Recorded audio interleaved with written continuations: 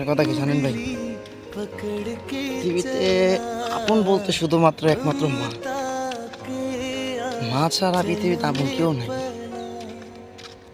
ছোটবেলা দেখতাম যখন খেলাধুলা করে বাসায় যেতাম, মাই পিতো কিরে সারাদিন কই আছিলি, বাসায় ভাত খেতে দেব।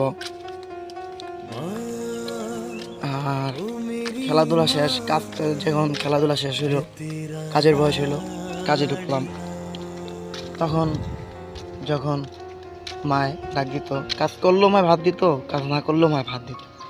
মায় কিন্তু ভাত ছাড়া কোনো দিন রাখে নাই। আর এখন ভাই বিশ্বাস করেন, কাজ ছাড়া মনে হয় ভাত বিষের মতো লাগে। কারণ পৃথিবীতে যে মা নাই, মা ছাড়া পৃথিবীতে আপনার কোনো মূল্য নাই ভাই।